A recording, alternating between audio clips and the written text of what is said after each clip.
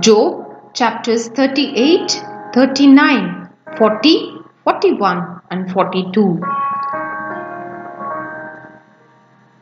Then the Lord answered Job from the whirlwind, "Who is this that questions my wisdom with such ignorant words? Brace yourself like a man, because I have some questions for you, and you must answer them. Where were you when I laid the foundations of the earth? Tell me, if you know so much, who determined its dimensions and stretched out the surveying line? What supports its foundations, and who laid its cornerstone? As the morning stars sang together, and all the angels shouted for joy.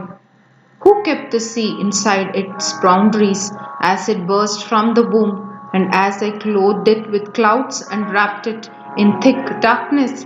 For I locked it behind barred gates, limiting its shores. I said, This far and no further will you come. Here, you proud waves must stop.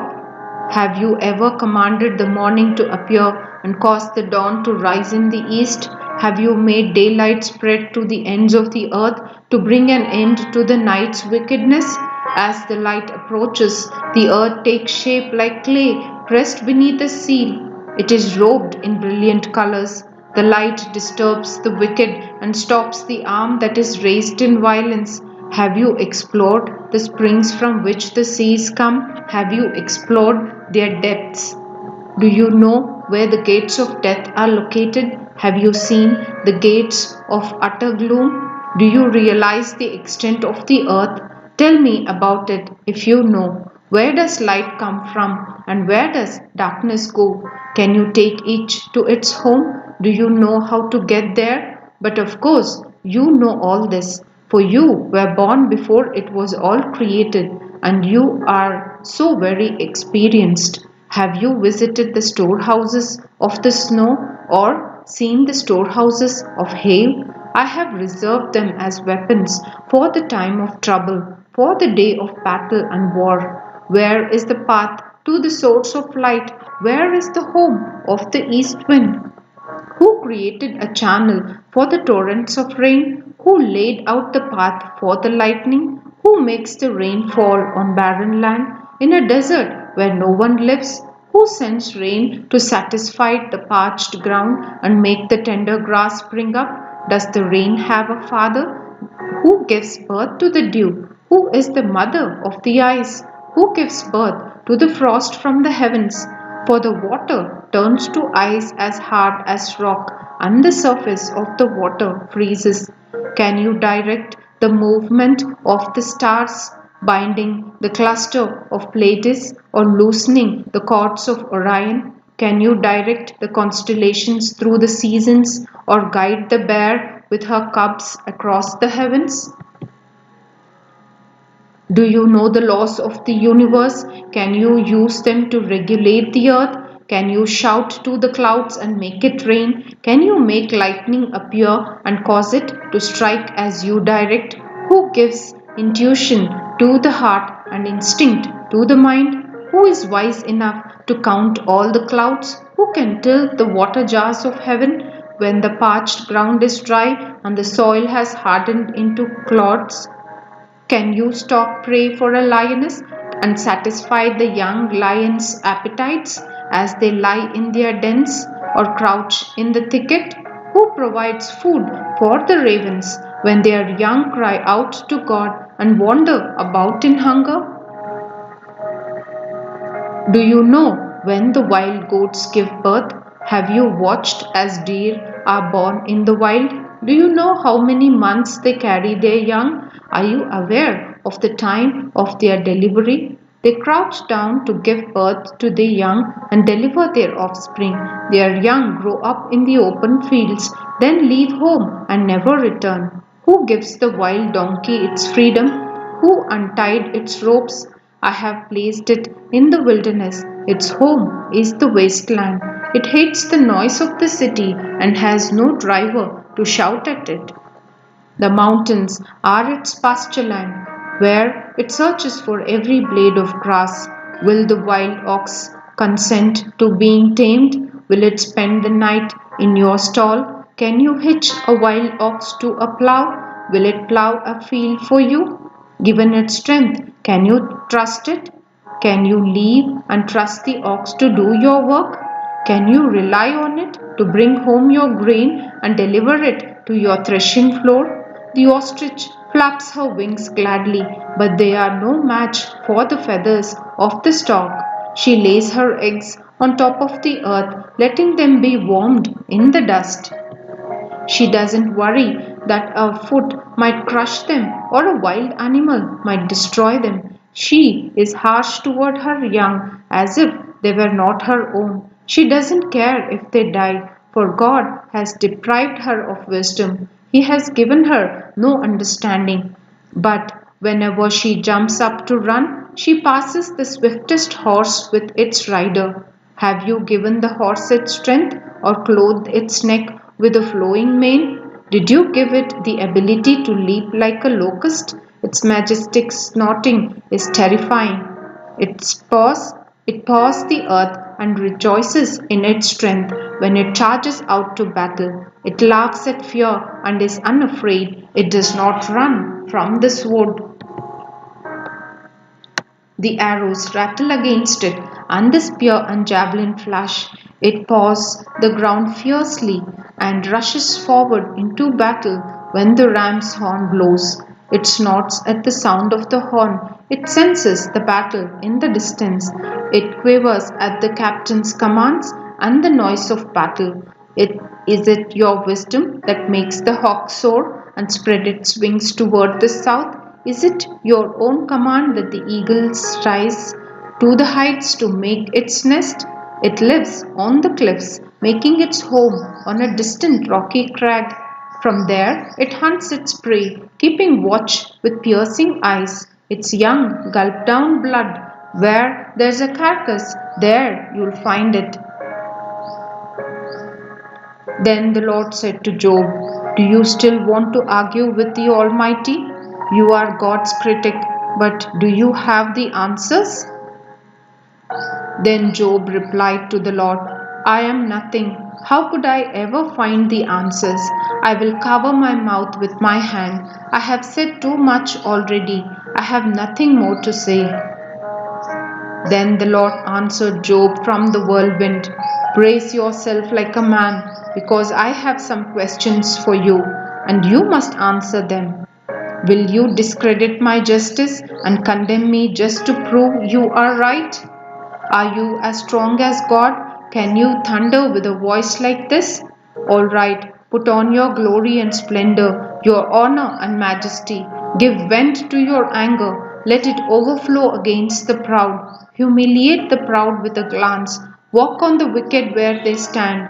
Bury them in the dust. Imprison them in the world of the dead. Then even I would praise you, for your own strength would save you.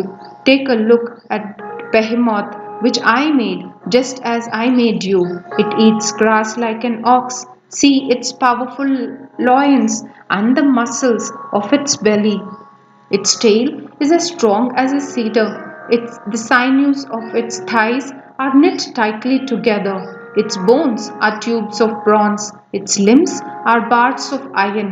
It is a prime example of God's handiwork, and only its Creator can threaten it.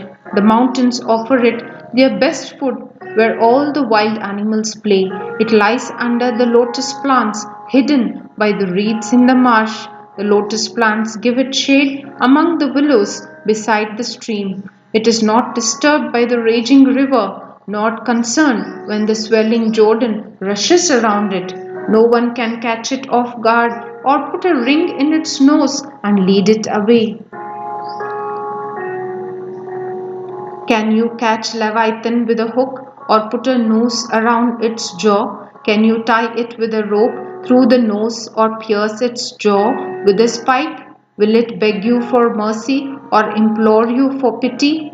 Will it agree to work for you, to be your slave for life? Can you make it a pet like a bird or give it to your little girls to play with?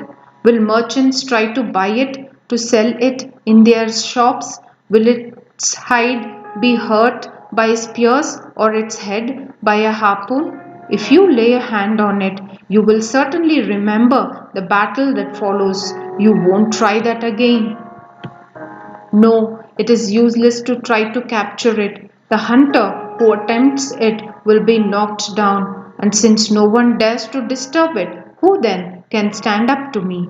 Who has given me anything that I need to pay back? Everything under heaven is mine. I want to emphasize Leviathan's limbs and its enormous strength and graceful form.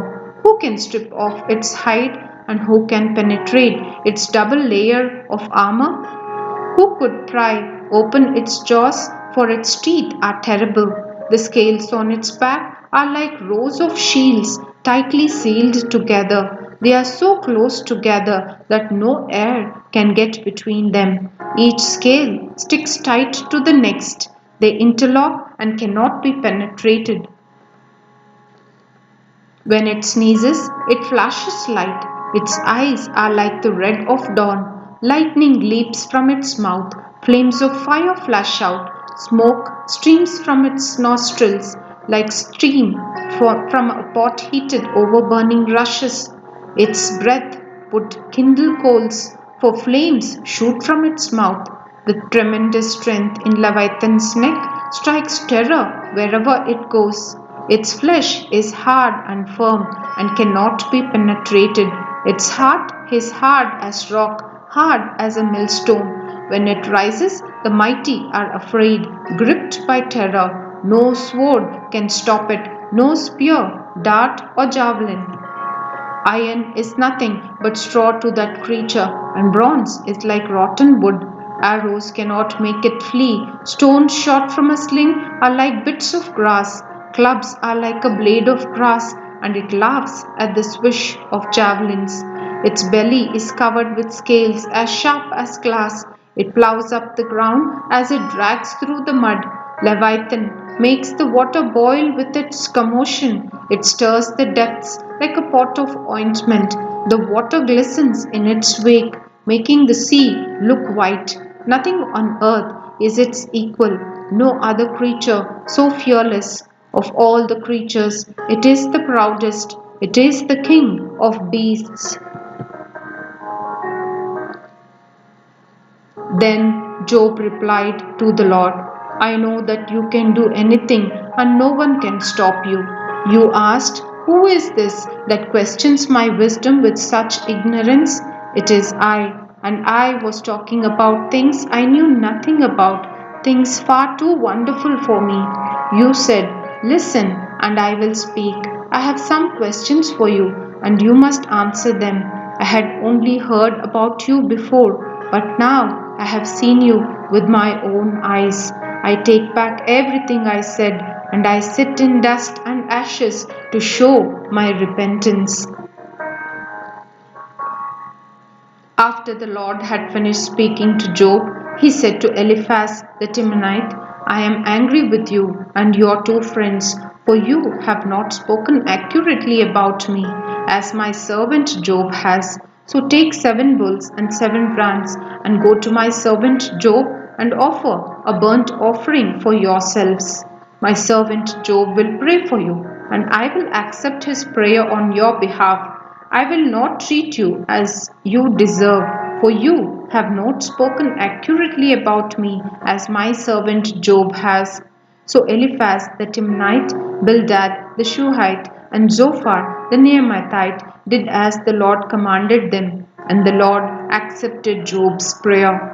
When Job prayed for his friends, the Lord restored his fortunes. In fact, the Lord gave him twice as much as before. Then all his brothers, sisters, and former friends came and feasted with him in his home, and they consoled him and comforted him because of all the trials the Lord had brought against him, and each of them brought him a gift of money and a gold ring. Then all his brothers, sisters, and former friends came and feasted with him in his house, and they consoled him and comforted him because of all the trials the Lord had brought against him, and each of them brought him a gift of money and a gold ring. So the Lord blessed Job in the second half of his life even more than in the beginning. For now he had 14,000 sheep, 6,000 camels, 1,000 teams of oxen, and 1,000 female donkeys. He also gave Job 7 more sons and 3 more daughters. He named his first daughter Jemimah, the second Keziah, and the third Karen Hapuk. In all the land, no women were as lovely as the daughters of Job, and their father put them into his will along with their brothers. Job lived 140 years after that, living to see 4 generations of his children and grandchildren. Then he died, an old man who had lived a long, full life.